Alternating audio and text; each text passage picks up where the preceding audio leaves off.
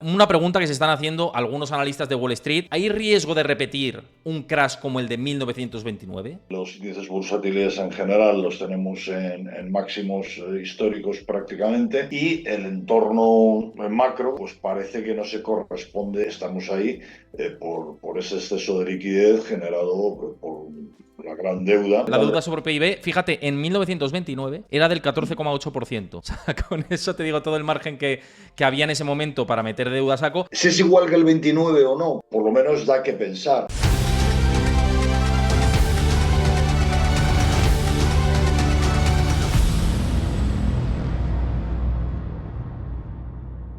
Antes de ver el vídeo al completo, recuerda darle a like, suscríbete a mi canal si te gusta este contenido y déjame tu comentario, que lo estoy esperando. Y como decía, con este programa, este cierre semanal patrocinado precisamente por eBroker, con nosotros, Antonio Castel, una vez más, analista de eBroker. Un placer tenerte por aquí y con muchos temas que comentar, como siempre, de actualidad. Antonio, bienvenido, gracias, como siempre. Buenas tardes, Héctor, a ti y a toda tu comunidad de seguidores y encantado, como siempre, de estar con vosotros. Mira, nos daba por aquí enhorabuena Javi Token, que he conseguido hoy precisamente los 25.000 seguidores en Twitter, o X, ya no sé cómo se llama esta red, me lío a veces, no, se llama X ahora. Sí, muchísimas gracias. Ya creo que en todas las redes sumo unos 100.000 y pico seguidores, sumando todas las redes. Así que un placer, yo jamás me pensaba que podíamos llegar a esto y espero seguir creciendo, la verdad, con todo vuestro apoyo, que yo de verdad recibo mucho cariño por vuestro lado, tanto en comentarios de YouTube, como de Twitter, como de Instagram, en todos los lados, y sois geniales, así que seguid comentando que yo estoy encantado. Pero bueno, no soy el protagonista hoy, Antonio. El protagonista al final siempre es la actualidad nos manda y es la que nos permite precisamente hacer este contenido, ¿no? Y dentro de la actualidad, luego voy a ir compartiendo algunos gráficos, ¿no? Y hoy nos vamos a centrar también bastante en esta comparativa que está viendo últimamente de si 1929 es comparable a 2024 o no, pero antes hemos tenido un dato de IPP que fue el doble de lo esperado en términos mensuales. Ya sabes que el IPP tiene una incidencia tremenda en el cálculo del PCE, que es el medidor preferido de la Fed para medir, valga la redundancia, la evolución de la inflación. Esto es negativo, esto presiona de nuevo la inflación. Ya lo comentamos en otros programas y ya lo avisaste aquí, y lo avisé yo por mi lado también muchas veces, que la inflación no había que darla por muerta, y parece que no hay que darla por muerta para nada. Viene una semana muy intensa con la reunión de la Fed y tiene un papelón, una vez más, me gusta decir este concepto, pero es cierto. Ahora la Fed parece que ya ni marzo, ni mayo, y vete tú a saber si en junio bajan tipos, ¿no? No sé cómo lo has visto tú, todo este conjunto de acontecimientos que hemos tenido. Bueno, pues efectivamente, como has dicho, pero yo creo que tampoco esto es algo que deba de sorprender. O sea, llevamos desde hace ya meses diciendo que había un excesivo optimismo con la corrección del crecimiento de los precios y sobre todo con los movimientos de los bancos centrales en cuanto a que comenzaron a bajar tipos muy rápidamente. Se llegó a hablar del mes de marzo y que bajaran mucho. Se llegó a hablar hasta de 150 puntos básicos por parte de la Reserva Federal. Bueno, esto evidentemente era una auténtica exageración. Y bueno, pues nos encontramos al final, la realidad es dura. Luego hablamos de esto también, pero está la realidad macro por un lado y luego están los mercados bueno, pues que se mueven por otra parte, ¿no? Pero bueno, efectivamente el dato de precios industriales pues muy superior a lo previsto. Se añadía el dato a una inflación americana que conocimos el martes también muy tensa. Entonces, aquí ahora mismo lo que hay es una primera conclusión en el sentido de que cada vez es más evidente un retraso en el comienzo de los movimientos de bajadas de tipos por parte de los bancos centrales, especialmente por parte de la Reserva Federal, pero también fíjate que por otra parte hemos visto aparecer alguna señal de desaceleración de la demanda en la economía americana, ¿no? Las ventas minoristas de febrero, con revisión a la baja del mes anterior incluida, pues han resultado algo más débiles de lo esperado. Esto sugiere pues, una desaceleración en marcha del consumo que bueno, podría estar asociada a cierto enfriamiento relativo, ¿no? del mercado laboral. Bueno, pues esto está ahí. Hay una cosa que has dicho antes que es verdad, estoy bastante de acuerdo. El martes, cuando salió el dato de la inflación, estuve viendo los incrementos mensuales. Mm. Entonces, tenemos, hablo un poco de memoria, pero creo que es en marzo, mayo, el año pasado, crecimientos del 0,1, todo lo que sea subir por encima del 0,1, lo que va a hacer es que va a incrementar la tasa global de inflación. Y luego tenemos, creo recordar que junio y julio con subidas del 0,2, lo mismo, o sea, todo lo que sea subir el mensual este año por encima de esas tasas, el interanual se lo va a llevar por arriba de este 3,2. Bueno, esto le va a asustar, evidentemente, a la gente, ¿no? Y luego, pues claro, aquí esto lo que le está dando es alimento a los bancos centrales, en este caso a la Reserva Federal, que bueno, pues que si realmente es congruente y consecuente con todo lo que está diciendo, que irá viendo el día a día, que irá viendo los datos y demás, pues es verdad que aunque hay algunos datos macro que nos hablan, pues que efectivamente puede estarse enfriando la economía. Hemos visto algún dato de empleo, hemos visto el de ventas minoristas que comentábamos antes, pero yo creo que no va a tener un argumento para poder bajar tipos mucho antes de la reunión del mes de julio. Entonces, esto es un poco cómo lo veo yo. Eh, Me voy a mojar, yo creo que ya me mojé en el anterior vídeo, o sea, yo decía que no había mucho más de 3 bajadas en el año. Yo decía que quizás la primera bajada nos fuéramos en septiembre, ahora a lo mejor creo, no había caído yo en este detalle, que con las elecciones americanas en marcha y con los diferentes debates, a lo mejor la Reserva Federal no quiere parecer que está influyendo a favor de nadie y en vez de en septiembre pues adelanta la primera bajada del mes de julio, no sería en cualquier caso ahí más de 25 puntos básicos, y luego en lo que queda de año, pues otras 2 bajadas hasta niveles de 0,75. Pero bueno, evidentemente la inflación es lo que va a seguir vigilando y no tendría sentido que si la inflación se mantiene dura y persistente, pues que se bajase. Es un poco como lo veo. De Europa podemos hablar también, si quieres, un momento respecto al tema de la inflación. Sí, si quieres También, aprovechamos con esto, porque es verdad que en Europa el contexto es un poco más turbio, que claro, ya lo hemos dicho otras veces. exacto. Con Sí, porque la inflación es verdad que está en niveles más reducidos, pero también es cierto que en muchos países el crecimiento es o bien anémico o recesivo. Caso de Alemania. Francia, hoy salían estimaciones de a cuánto podía crecer Francia y se prevé un 0% en el primer trimestre y un 0,2% en el segundo, que eso es, con la inflación que hay, en términos reales es crecimiento negativo. Es decir, que la situación es mala en Francia y en Alemania en recesión. Entonces, ¿qué va a hacer Europa? No les queda margen. Pues, pues si recuerdas, yo creo que en el vídeo anterior o en el anterior, en alguno, dije que quizás probablemente viéramos algo que no ha pasado últimamente, y es que en lugar de tomar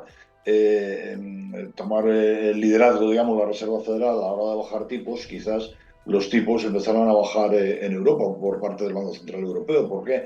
Por exactamente esto que dices, porque es incluso en países que aquí estamos tira el gobierno las campanas al vuelo, oh, qué bien, somos los que más crecemos, no sé qué. Señores, analicemos, estamos creciendo gracias al gasto público, ¿no?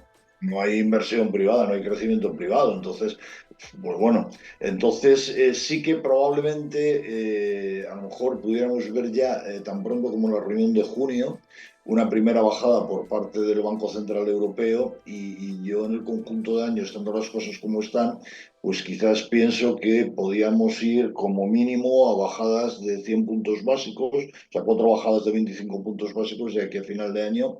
Insisto que como mínimo, tanto en cuanto las cosas no se tuerzan. Tenemos la suerte de bueno, pues que de momento los precios de la energía están contenidos, aunque en los últimos días hemos visto repuntar un poquito el precio del crudo, pero bueno, el gas está bastante calmado, digamos, y bueno, pero si hubiera algún repunte por esa vía de la inflación, pues iba a suponer esto un problema, porque bueno, hemos hablado muchas veces de la terrible situación que se produciría con una inflación muy fuerte, muy acelerada y una recesión económica, la famosa estanflación. Eh, Parece que está claro que ahí no vamos a llegar, pero bueno, tampoco la situación es tremendamente fácil. Entonces, mi pronóstico es tres bajadas de 25 puntos básicos cada una por parte de la Reserva Federal, quizás empezando en julio, perdón, quizás empezando en junio, al menos cuatro bajadas de 25 puntos básicos por parte del Banco Central Europeo. Esto es el vaticinio que, o el análisis que haces es compartido por bastante gente dentro del mercado, porque ayer mismamente con Óscar Esteban de Fidelity también me decía, el BCE creemos desde Fidelity que va a liderar las bajadas de tipos. Que esto no era algo que se pensaba. Yo decía que esto a Lagarde le incomoda sobremanera, ¿no? Porque al final yo creo que está más cómodo el Banco Central Europeo cuando es la Fed quien va liderando el camino, ¿no? Sí, Y esto sí, sería sí. como muy atípico. Pero es cierto que tal y como está el esquema, salvo algo que se tuerza o algún cisne que desconocemos a día de hoy o que dé muchos problemas la banca regional y empieza a subir el desempleo de manera brusca en Estados Unidos, como no tengamos un episodio de este tipo, que ahora mismo no lo estamos viendo, es verdad que la hoja de ruta es que el BCE sea el que comience esas bajadas de tipos de interés, ¿no? Pero veremos qué ocurre. Yo creo que vamos a tener un año entretenido y sobre todo la segunda mitad de año seguramente no nos vamos a aburrir, ¿no? En este sentido desde el punto de vista de la economía. Pero fíjate, mira, te quiero poner unos gráficos, Antonio, con esto que estábamos diciendo con el tema de la inflación y lo que va a costar bajarla y con las expectativas de tipos de interés. Dame un segundito que voy a compartir por aquí, un momentito.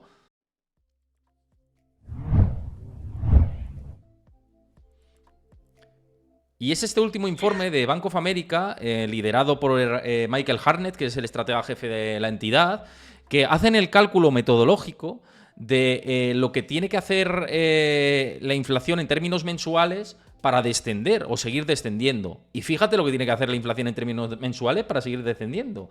Y es esto que vamos a ver ahora mismo aquí, que os lo voy a marcar. Tiene que ir a un ritmo de 0,1%.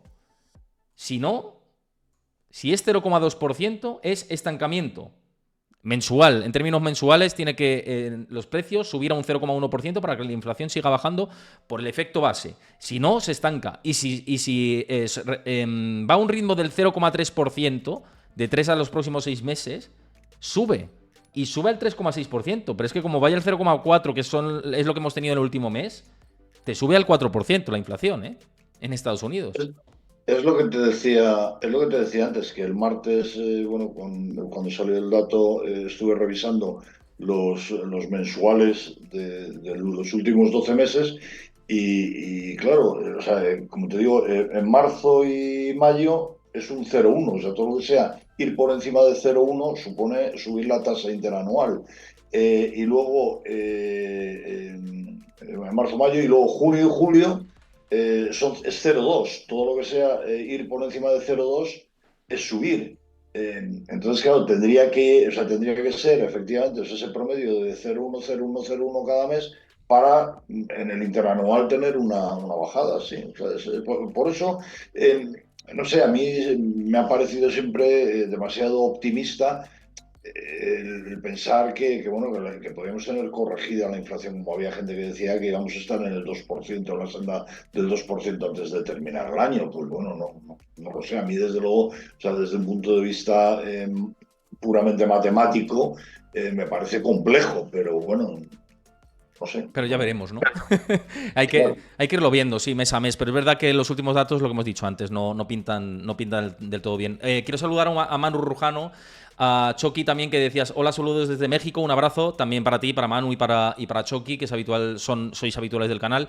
Y también Duruanto, dices, buenas tardes. Y mira, Iván del Rosal, antes de tratar este tema que hemos dicho y que, bueno, es titular también de este vídeo, que es la comparativa de 2024, si tiene algún sesgo de comparación con 1929 y el entorno macro también, lo vamos a comentar ahora y vamos a analizarlo Antonio y yo más en profundidad. Pero preguntaba por aquí, decía esta pregunta de Iván, dice, si índices en febrero si los índices en febrero no han corregido, en marzo tampoco de momento, ¿qué va a pasar ahora? Esa es la pregunta del millón, ¿no? Claro, llevamos, ya no enero y febrero, llevamos 4 meses consecutivos De de noviembre. subidas importantes en la bolsa, ¿no? Con unas subidas además consolidadas y con una tendencia bastante vertical. Pues, a ver, yo sí tengo que dar mi opinión. ya la he dado como inversor particular.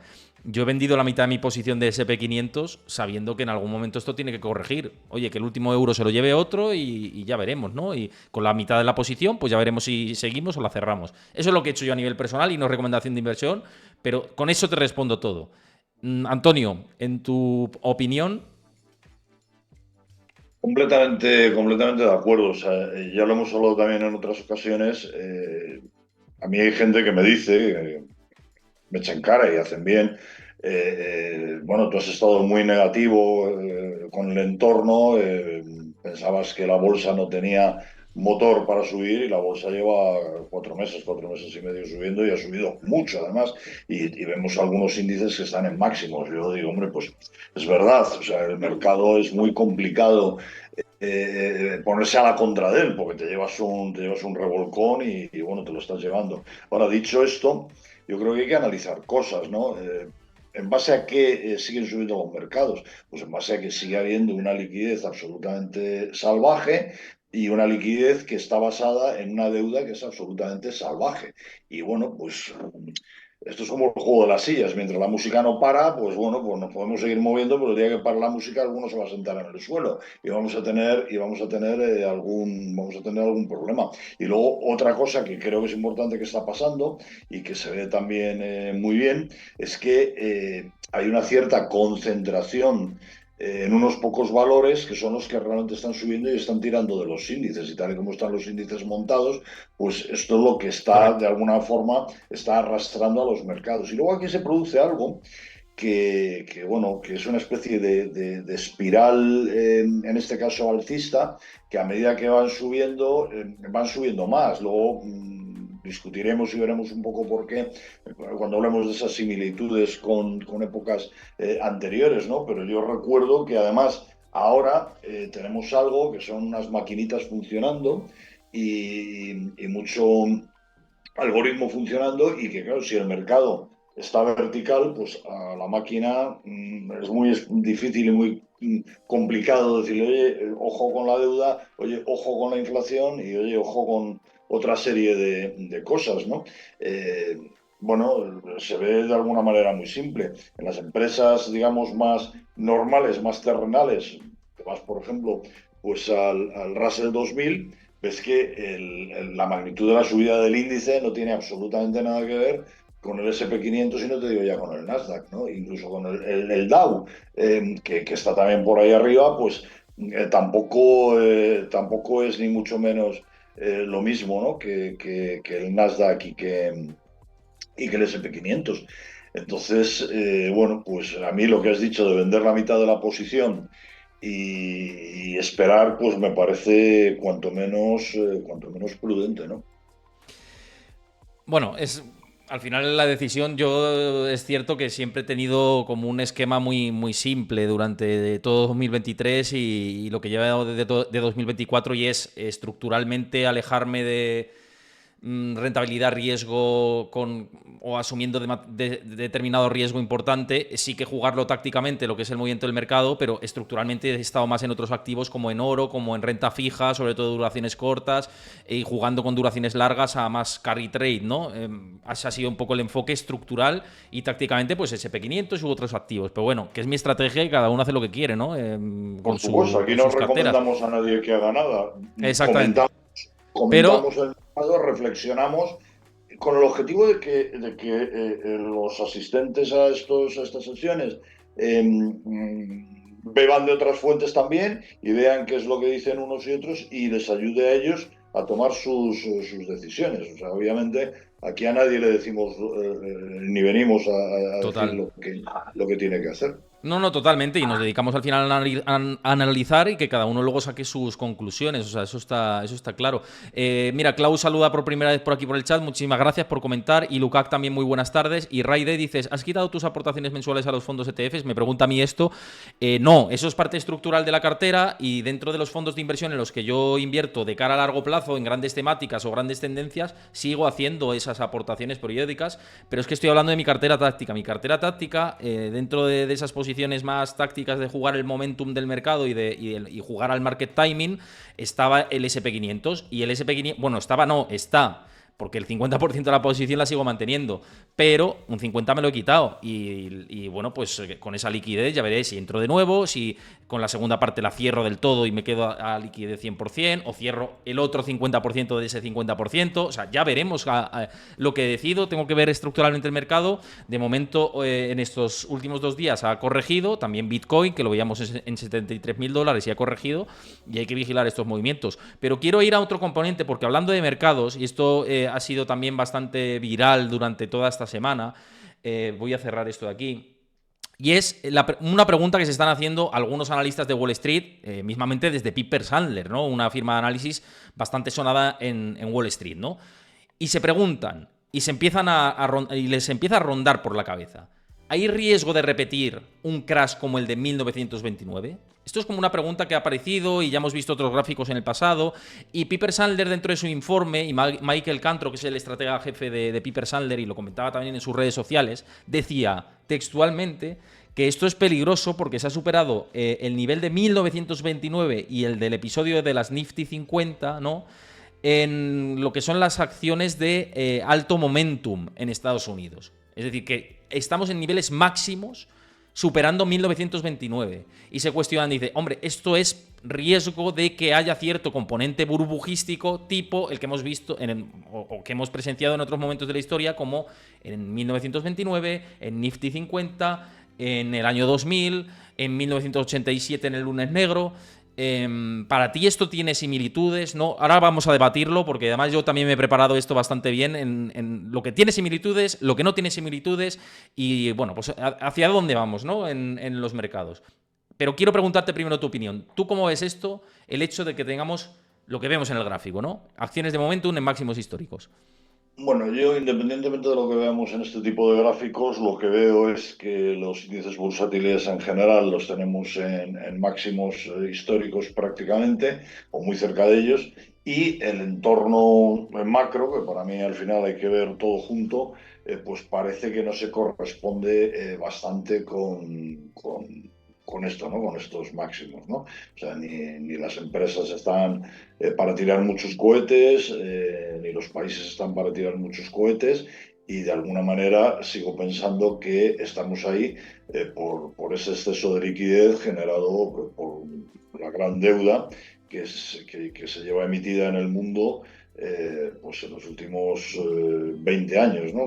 Lo que es que, bueno, en el año 87 también se hablaba de que el crack del 87 lo produjo la deuda americana, que estaba disparada. Yo creo que los momentos el mundo es diferente hace un siglo que ahora, o hace medio siglo que ahora, y bueno.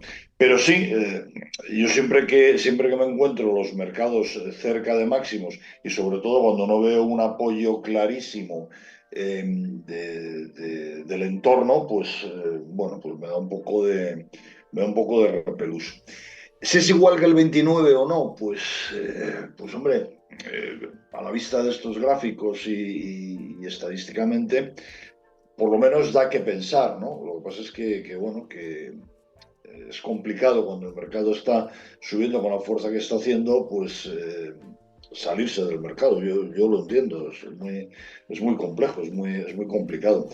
¿Qué diferencias veo? Y son diferencias que me preocupan. Pues esto que hemos dicho del tema de la deuda. Yo no sé exactamente si podemos poner de alguna forma la deuda que había en el año 29 en comparación de alguna manera con la que hay ahora. Sospecho que era mucho menos. Hay una cosa que me parece muy importante, y es que ahora mismo el mercado lo están moviendo las máquinas prácticamente, ¿no? O sea, ahora mismo la tecnología permite poner órdenes continuamente a las máquinas, y los movimientos tendenciales lo que hacen es que retroalimentan esas operaciones que realizan las máquinas. Yo, como anécdota, te puedo decir que el primer crack que yo viví, que fue el del año 87, el de octubre del 87, aquí en España nos llamó la atención. Ahora todo el mundo tenemos uno, dos o cinco ordenadores delante y demás, ¿no? Pero en el año 87, aquí en España, hombre, había ordenadores, pero no era una cosa, no era una cosa tan normal. Y desde luego pensar en hacer un trading a través de sistemas automáticos era de ciencia ficción. Pero a mí me llamó la atención una de las medidas que se tomaron en Estados Unidos para parar el crack que se produjo es: señores, vamos a desconectar los sistemas automáticos, por una razón muy simple. Por los sistemas automáticos o sea, retroalimentaban esa tendencia, ¿no? Imaginaros cómo era esto en el año 87 versus cómo es ahora, que absolutamente todo el mundo. Entonces, eh, si realmente tuviéramos una situación que llegásemos a ver un crack, eh, pues yo creo que sí que sería un poco preocupante y a lo mejor, aunque en términos absolutos, incluso relativos, no fuera comparable, pero sí que el susto iba a ser importante. A nivel macro y demás, pues sí que yo no me sé los números realmente, ¿no? Pero, o sea, no me sé, quiero decir, o sea, no los tengo a Ahora la lo ponemos vista, en no. contexto, Damián, un poco. Lo ponemos en Por contexto. eso, o sea, es un poco esto, ¿no? Pero bueno, mira, estás poniendo ahí la deuda La neta deuda sobre PIB, fíjate, en 1929 era del 14,8% deuda sobre PIB. O sea, con eso te digo todo el margen que había en ese momento para meter deuda a saco. Fijaos que en 1945 expande la deuda después de la Segunda Guerra Mundial al 103,9% sobre el PIB y luego pues viene durante toda la década de los 50, 60 y 70 reducción de deuda, ¿no? Y luego pues lo que tenemos ahora, ¿no? Que es, vamos, El, al el cielo, a pico, las el nubes. pico ese que hay, el pico ese que hay antes de la subida, ¿a qué época se corresponde? No lo veo bien. ¿El pico te Un poquito refieres? más a la derecha, eso es la Guerra Mundial, baja a continuación. El siguiente pico que se produce, ¿qué fecha es? Antes Mira, hay de. 1929, 1933, luego 1939, 1945 Sí. y después aquí 2007. 2009, 2007. Vete un poquito 2012. a la izquierda. El pico que hay antes de 2007, ¿a qué fecha corresponde? Esto es Ahí, principios de los 90. más o menos eso es el año, cuando yo te digo que empieza a subir la deuda, ¿ves? O sea, si nos Sí. vamos al año 87 estará más o menos por ahí, por donde tienes puesto ahora mismo el puntero. Y la gente Sí. estaba asustada. La gente estaba asustada por cómo había crecido la deuda. Bueno, pues fíjate si nos vamos un poquito a la derecha, ¿no? Es que esto no hay marcha atrás, parece. Pero mira, por poner en contexto con lo que dices y si hay similitudes y si me preocupa y demás, para poner en contexto la gente que no tenga nociones de historia y de lo que ocurrió en 1929 y en el crash y lo que derivó en ese crash bursátil que luego lo que arrastró fue una crisis o gran depresión Terrible. financiera, lo cual es verdad que es ahora mismo y sobre el papel difícilmente es difícil que pensemos en que vayamos a una gran crisis financiera como lo que vivimos en 1929 y en 2008 más reciente, porque es verdad que este tipo de crisis financieras mundiales tardan mucho tiempo en gestarse, ¿no? Entonces pensar que va a venir una crisis financiera mundial a mí me cuesta. Pero vamos a poner en contexto lo que pasó en 1929 y lo que generó el crash y lo que las similitudes que puede tener con 2024, ¿no? Y que yo me he preparado esto, digamos, un poquito más en dedicación. En primer lugar, en 1929, uno de los componentes que desarrolló el crash, y Antonio también lo sabe, fue que hubo una especulación excesiva dentro de los mercados. Es decir, que Correcto. durante la época de los 20, de los años 20, hubo un boom económico importante, una expansión importante o relevante de la economía, y muchos minoristas de aquel momento, o que no estaban acostumbrados a invertir, empezaron a invertir. Y esto infló artificialmente los precios y generó un componente burbujístico dentro de lo que fue en los mercados. Otro componente importante fue la compra de acciones a margen, que ahora nos suena mucho más normal, pero en aquel momento no era tan normal comprar acciones, digamos, a margen, ¿no? Que es la práctica de comprar, es decir, con dinero prestado, entrar en el mercado. Ahora es bastante común Eh, estar de- de- apalancado, ¿no? Disculpa un momento, claro, Sí. efectivamente, o sea, en aquel momento se compraba a crédito, o sea, la gente pedía créditos en sus bancos para poder comprar esas acciones y ahora ni siquiera es necesario eso, porque ahora tienes una gama enorme de productos apalancados que te permiten hacerlo dándole simplemente al ordenador. O sea, repasemos el volumen que tienen ahora mismo por los mercados de opciones, y hablo de opciones sobre acciones, no ya sobre índices, los futuros, CFDs. etcétera, etcétera, etcétera, ¿no? Bueno, sigue, o sea, eso es una Exactamente, no, similitud fue el totalmente. inicio de lo que era el apalancamiento. Aunque cuando estuve allí en Wall Street la última vez también me decían que cuando nació el mercado norteamericano había en los corros que había, antes no era parqué ni nada, ¿no? Se hacía en la propia calle la cotización y negociación, ¿no? Y decían que incluso había derivados ya ahí de le compro a este tío y a través de este tío me creo un nuevo papel, un derivado y tal, y puedo ir Siempre, apalancado y siempre tal. lo he sabido, Sí, sí, sí, siempre. sí. Sí, sí. Lo que pasa es que en el 29, pues esta práctica de pedir prestado al banco para comprar acciones empezó a hacer más extendible. Pero accedía todavía muy poca gente, porque bueno, Sí. ahora insisto que lo hacemos en casa desde un teléfono móvil, ¿no? En aquel momento había que ir allí de alguna manera, o sea. Y eso tiene sus ventajas e inconvenientes. El que tengamos más formación y también más acceso tiene ventajas y también inconvenientes, que luego si quieres lo comentamos. Pero bueno, este es otro de los componentes que gestó ese crash del 29. Luego también la desigualdad de los ingresos. ¿Por qué? Porque en la década de los 20 empezó a haber más desigualdades en los ingresos, más porcentaje de la población que ganaba mucho más dinero y un porcentaje de la población que estaba ganando muy poco, ¿no? O sea, la disparidad entre clases se acentuó en esta década. Y esto también permitió que mucha más parte de la burguesía pudiera entrar al mercado, no, como dice Antonio, no en los niveles que había o que hay ahora, pero sí en proporción a lo que se invertía en el principio de los 20 y bueno, finales de los 20, pues muy importante, ¿no? Ese avance, ¿no?, que se produjo.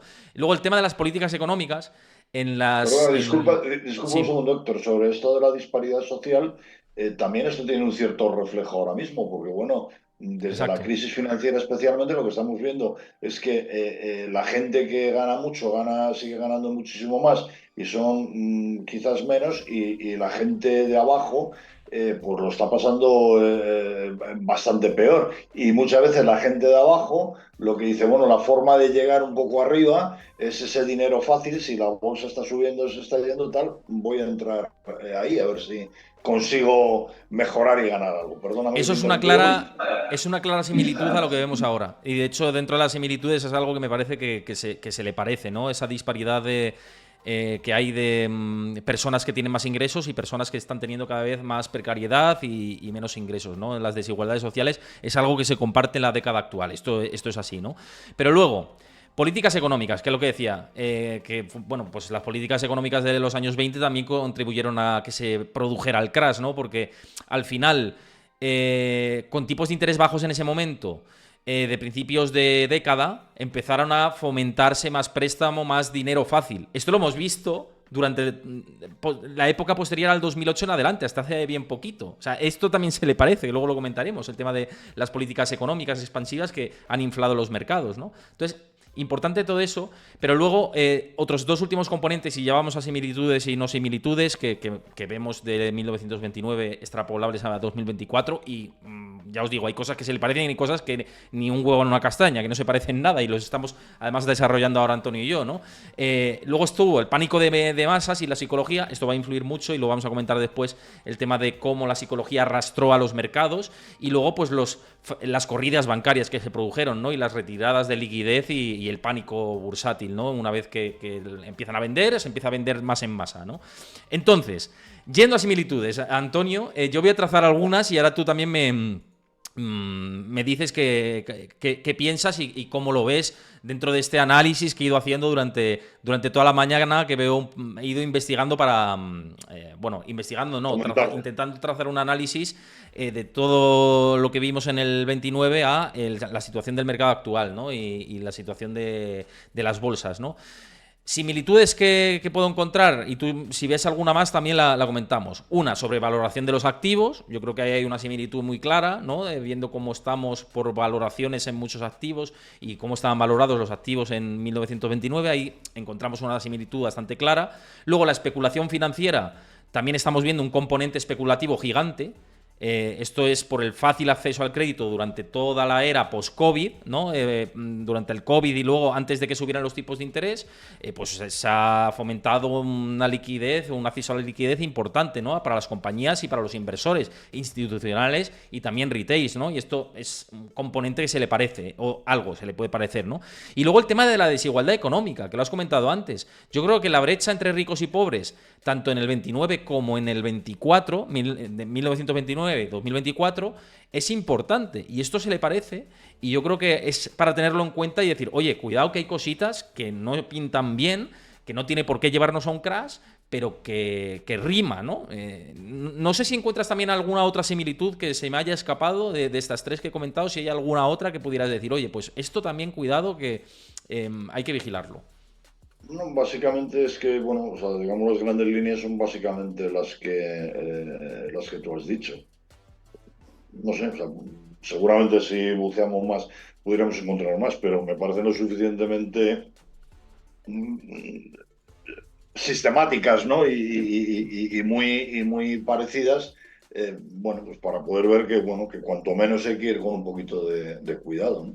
Mira, este gráfico que lo hemos comentado en otras ocasiones, de la correlación de 2024 a 1929, yo digo que esto no sirve para nada. Y es verdad, porque esto es chartismo puro y no sirve para nada. Pero esto lo pongo en pantalla simplemente para evidenciar la especulación que se generan en momentos alcistas de los mercados. Véase 1929, véase el 87, véase pues ahora 2024, si creemos que parte de este movimiento tiene componente de especulación y de burbuja, que en mi opinión ya sabéis que sí que creo que tiene cierto componente. Otra cosa es cuando pensemos que puede estallar o cuando no puede estallar, ¿no? Pero es verdad que esto se le parece.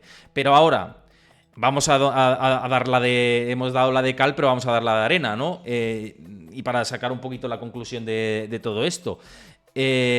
No similitudes. Yo creo que hay componentes que hacen que lo que tenemos ahora no se le parezca a nada. Uno, Antonio, por ejemplo, la regulación financiera. La regulación financiera que hay Sí. ahora no tiene nada que ver con 1929, pero nada que ver. Se ha avanzado mucho en este sentido y antes pues había más bancos piratas, vamos a decirlo así, ¿no? Que lo que tenemos ahora.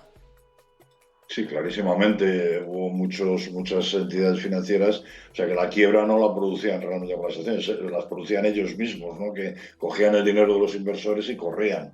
Bueno, no hace mucho en Estados Unidos tuvimos al amigo Madoff haciendo de las suyas, ¿no? O sea bueno, pero esto evidentemente es algo que hoy en día es mucho más complicado de que se produzca. Las propias compañías tienen digamos, se tienen que fotografiar más, tienen que publicar resultados periódicos trimestrales, los tienen que enviar a los reguladores, tienen que estar auditados. Ya sabemos que siempre te puedes encontrar con cosas, ¿no? Pero bueno, hay un control mucho mayor ahora, sin duda, sí. Y luego otro punto, y vas a estar de acuerdo con esto también. El papel de los bancos centrales de 1929 al del 2024 es que es el huevo y la castaña. Eh, Para mí ese es el más definitivo de todos, Héctor. Porque bueno, o sea, si nos vamos, no hace falta que no vayamos al 29, si nos vamos simplemente al año 87, fíjate qué reacción hubo por parte de los bancos centrales, o sea, entre una y ninguna, prácticamente o muy poco, y fíjate las reacciones que han tenido los bancos centrales con la crisis financiera 2008, 2009, 2010, posteriormente con el COVID, posteriormente con la guerra de Rusia. En fin, o sea, yo siempre me ha parecido bien que actuaran. Lo que no me parece también, y llevo criticando desde hace bastante tiempo, es la sobreactuación. Y ahora mismo pues estamos realmente en un nivel de sobreactuación y esto es lo que, bueno, o sea, no es lo mismo, pero es un aspecto que hay que añadir a esos aspectos de riesgo que hemos visto antes. Hombre, yo no sé si ahora mismo el mundo iba a dejar caer la economía a los niveles que la dejó caer en la crisis del 29. O sea, probablemente no, pero es que el problema es que hemos quemado ya mucha pólvora, ¿eh? sí. Sí, sí, no, ese es el tema. Y lo que te quería añadir en este sentido, que estoy de acuerdo contigo, es que la experiencia es un grado, ¿no? Y cuando sabes de dónde has venido y otras grandes crisis financieras, pues más o menos sabes el grado de respuesta que puedes dar. Otra cosa es que te pases de frenada con ese grado de respuesta, que es lo que estás comentando y con lo que estoy plenamente de acuerdo. Pero el hecho de jugar con tipos de interés más bajos o menos bajos, el hecho de comprar determinados activos en determinado momento, es decir, intervenir de manera, una intervención de cirugía suave, pues incluso lo puedo ver bien para salvar los muebles y que la economía vuelva a rebotar, pero luego tienes que quitar el respirador a la economía. Eso Estados es, Unidos y a mí no Europa me y tal no lo ha pareció. quitado. Ese es el A tema. mí no me pareció mal las actuaciones de Reserva Federal del Banco Central Europeo en la crisis de 2008, 2009, 2010. O sea, no me pareció mal. O sea, efectivamente salvaron al mundo, salvaron el sistema. Pero bueno, efectivamente, tiene que haber algún momento en el que le tienes que quitar, como tú dices, esas herramientas asistidas, ¿no? Y sobre todo tienes que pensar que, bueno, pues que estas ingentes cantidades de deudas, eso que decías tú, los bancos centrales actúan comprando productos en el mercado. Bueno, ya, pero es que, oiga, esos productos, aunque los tenga el Banco Central, todos esos bonos tal, no sé qué, alguien los tiene que devolver en algún momento, porque si no, o sea, no se pueden volatilizar, no se pueden evaporar, ¿no? Y luego otra cosa en la que creo que tampoco se parece nada de nada, pero cero patatero, es que ahora el acceso a los mercados es mucho más globalizado y el acceso a la información también. Y los mercados entre sí también están más globalizados. Antes Estados Unidos marcaba la batuta y el resto, pues bueno, más o menos. Ahora hay una interconexión entre mercados que yo creo que tampoco se parece nada, ¿no? Y que los flujos de capitales se mueven diferentes. No me parece extrapolable en ese sentido tampoco. No, estoy también completamente de acuerdo contigo. O sea, la globalización está ahí, el mundo está ahí y bueno, no sé, o sea, esto yo lo he llegado a conocer. O sea, en España en el año 87 gente que tuviera inversión directa en la bolsa americana eran cuatro. Ahora, absolutamente cualquier cliente minorista de esta casa puede comprar activos en Estados Unidos desde su ordenador, ¿no? Y además sabe más o menos cómo hacerlo y sabe las consecuencias que tiene y se lo estudia, ¿no? Entonces, estoy de acuerdo también que eso no tiene nada que ver. Lo que sí me preocupa, y antes lo hemos hablado fuera de micros y antes del programa hemos estado comentando, es que ese acceso a la información cada vez más potente y que cada vez haya más inversores retails, y ya no solo eso, sino la utilización de máquinas, ¿no? De inteligencia artificial, cómo pueden distorsionar el mercado. Y por lo que sí creo que en algún momento nos vamos a comer un crash importante. No te digo 2024, ¿eh? No lo sé porque la bola de cristal, siempre lo digo, me la dejo en el trastero y no me apetece ir a buscarla. Y no sé el timing exactamente. Lo que sí creo es que en el momento que llegue un crash será bastante potente. Igual que es potente o son más potentes los movimientos alcistas más que en el pasado, precisamente por esos algoritmos, ¿no? Igual que en 4 meses subes un veintitantos por ciento en los índices, también a lo mejor Sí. en 3 días, si llega un momento en el que haya ruido importante en los mercados, te caes un veinte por Hay, ciento. Hay una diferencia también, Héctor. O sea, lo que dices del movimiento alcista es cierto. Cuando la bolsa sube estamos todos contentos y, bueno, se cierran los ojos y esas herramientas, esos sistemas automáticos, pues bueno, funcionan con libertad total. El problema es cuando el mercado se da la vuelta y baja, y esto pues lo hemos visto recientemente pues, en la guerra de Ucrania, lo vimos clarísimamente en el COVID. ¿Qué es lo que hacen en muchos reguladores? Que lo que hacen es que prohíben los cortos. Entonces, por eso, mientras el movimiento alcista son movimientos prácticamente verticales, los movimientos bajistas en primer momento son fuertes, pero luego se suavizan. ¿Por qué? Pues porque digamos, la máquina que funciona tendencialmente al alza funciona muy bien y a la baja pues no la dejan funcionar, ¿no?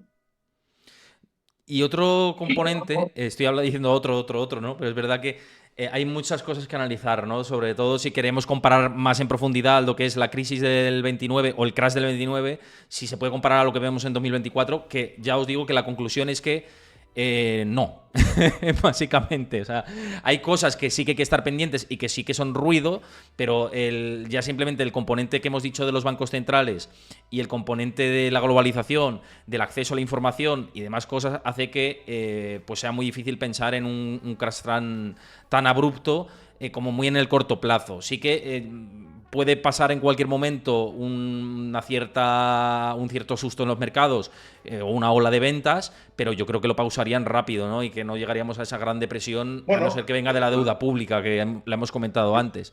lo más parecido, Héctor, insisto que lo vimos en el COVID, ¿eh? O sea, si Sí. no te tiene nada más que mirar en porcentaje las bajadas del mercado desde febrero-marzo del 2020, pues está prácticamente el verano. Fue una bajada, en fin, daba sustito, ¿no?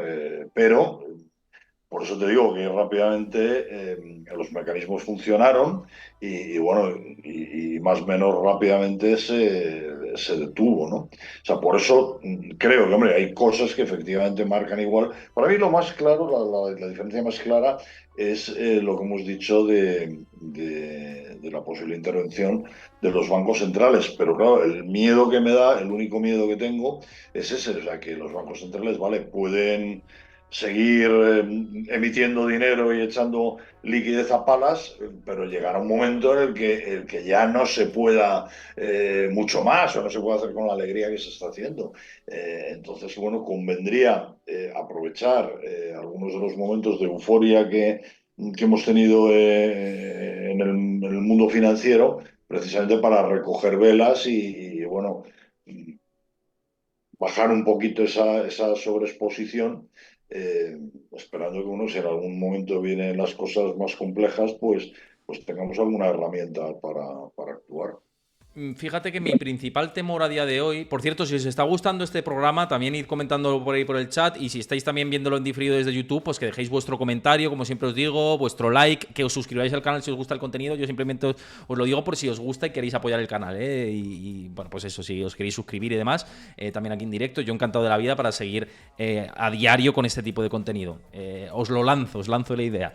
Pero te iba a decir que a mí mi principal red flag que veo ahora mismo en la economía y que puede impactar en los mercados y generar cierta ola de ventas tiene más que ver con que haya riesgos de liquidez en algún momento que con otro factor, ¿no? Porque ahora mismo es verdad que todavía hay margen de liquidez y la facilidad de repo inverso todavía da cierta comodidad, pero quizá no muy tardar los bancos centrales se vayan a tener que ver obligados a hacer otra vez políticas de QE para mantener este síntoma o se agota la liquidez. Y si se agota la liquidez, vamos a ver qué hacen los clientes de los bancos. Y vamos a ver qué hacen los clientes de los bancos, pues tenemos otra vez problemas con la banca regional y con la liquidez y potenciales corridas bancarias, ¿no? A mí ese es el principal riesgo que veo. En el medio plazo, te diría. De momento está estable, pero está ahí. Completamente de acuerdo, Héctor. Mira, es ahora mismo, mientras te estaba escuchando, estaba haciendo un pequeño ejercicio sobre un gráfico del SP 500. La bajada del COVID fue aproximadamente un 35%, ¿no? Si nos fuéramos ahora a un 35% abajo, nos iríamos a niveles de SP un poquito por debajo de 3.400, ¿no? Pues bueno, pues, que cada uno se haga sus números. Sobre todo, Y, insisto, sobre todo, ojo con aquellos que entran apalancados, ¿eh? Es que ese es el tema. El mercado, fíjate el mercado de opciones cómo está, ¿eh? El mercado de opciones Claro. está disparado, sobre todo las posiciones sobre semiconductores y todo lo que tiene que ver con inteligencia artificial.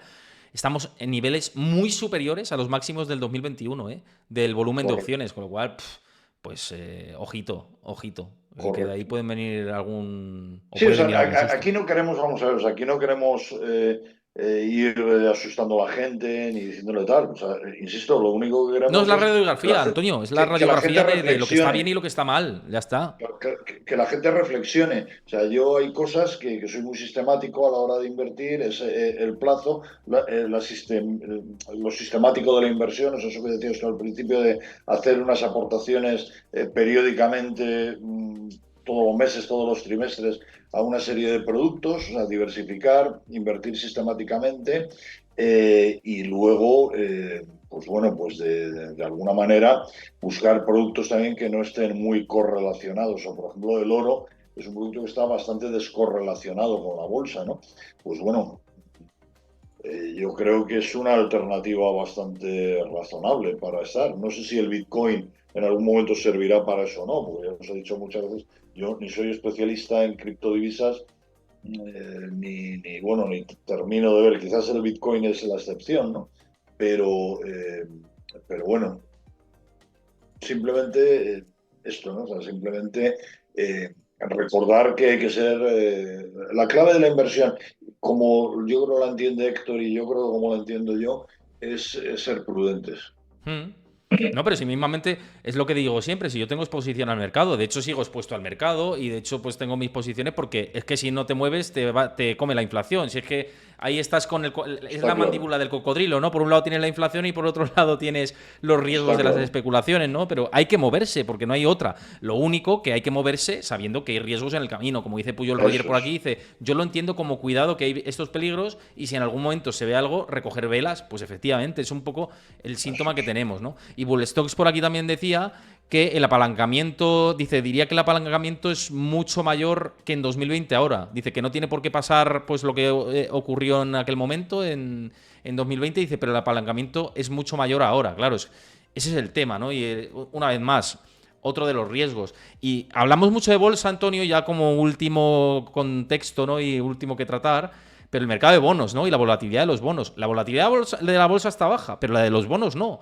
La de los bonos es cierto que ahora está llegando a unos niveles en los que hemos visto repuntes en 2022 dos veces y en 2023 otra vez. O sea, estamos llegando a un nivel de volatilidad en los bonos del MOVE, ¿no? El famoso nivel de índice de volatilidad de los bonos, que otra vez para echarle un ojo. Y los bonos sí están descontando una situación de inquietud, de más inflación y de ruidos a nivel macro.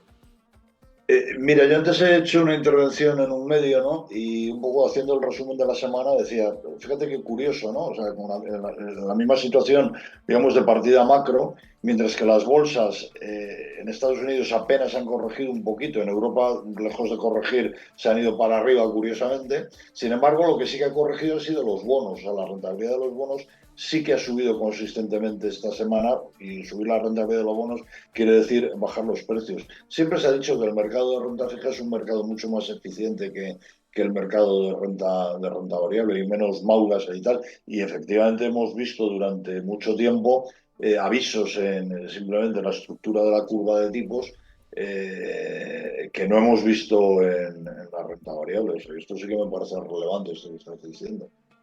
Pues Antonio, nos vamos a quedar con todo esto que, bueno, tengo que salir pitando, ya lo sabes, espero que no me pille mucho tráfico, que es un placer tenerte por aquí. Simplemente recordaros, y os voy a poner a ver si os pongo por aquí un segundito, porque se ha publicado ya mi nueva newsletter, que siempre la actualizo todos los viernes.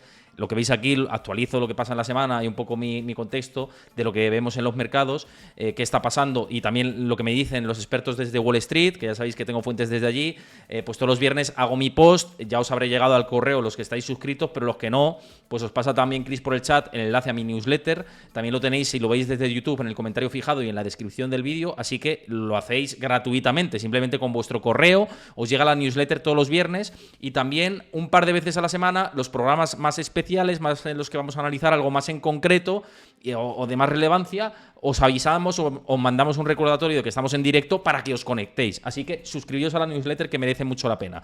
Y dicho esto, Antonio, también echadle un ojo a eBroker, que no lo he dicho a lo largo del programa, que si queréis operar pues en futuros, en derivados, etcétera, pues eBroker es una de las plataformas, además broker español, de referencia y que es interesante, ¿no? Yo os lo digo porque lo pienso así y me parece Perdona, interesante. perdona Héctor, que aprovecho de decir una cosa, porque la gente sigue diciendo y sigue insistiendo en el riesgo de los derivados, ¿no? Productos apalancados, máquinas de destrucción masiva. Oiga, que los futuros nacen para cubrir las carteras. O sea, que también se pueden utilizar Exacto. precisamente en un Exacto. momento en el que estamos diciendo, oye, ojo, que está esto en un nivel realmente que puede ser complejo. Señores, no deshagan su cartera, cúbranla. Exactamente, exactamente. Así que eso, echarle un ojo a iBroker, que también tenéis el enlace por ahí y merece la pena pues para cubrir carteras o para invertir en derivados directamente si queréis tener estrategias un poquito más agresivas. Podéis tener estrategias agresivas y defensivas. Aquí tenemos cabida para todos, así que simplemente os lo digo, no es recomendación de inversión, pero oye, si queréis echarle un ojo, merece la pena la plataforma. Dicho esto, os voy a anunciar en breve la parrilla por aquí en mi comunidad de Discord. Siempre os digo que os unáis. Aquí la vamos a poner ya en vivo y en directo y la tenía preparada para anunciarla. Así que id a darle like ya a la parrilla de Twitch de la próxima semana. Os la anuncio ya de ya, ahí lo veis. Y ya idle dando like a los que estáis en Discord. Aprovecho para deciros que os unáis a la comunidad de Discord, donde ahí comparto, pues, por ejemplo, la parrilla de la semana y también lo que veis aquí, ¿no? Información en tiempo real, toda la información, todos los gráficos los tenéis ahí en tiempo real en la comunidad de Discord. Como veis, tenemos un libro de inmobiliario, de ideas de inversión. Bueno, uníos por ahí, es gratuita y merece la pena. Os estoy diciendo que os unáis a muchas cosas porque son cosas que merecen la pena. Pero bueno, lo dicho, nos vemos el lunes de la próxima semana para las claves de la semana. El lunes a las 5 de la tarde hora española. Un placer como siempre, Antonio, tenerte por aquí. Nos vemos prontito y un abrazo a todos. Que tengáis muy buen fin de semana. Yo espero que también, que lo tenga. Un abrazo a todos. Chao. Adiós, chao. Chao.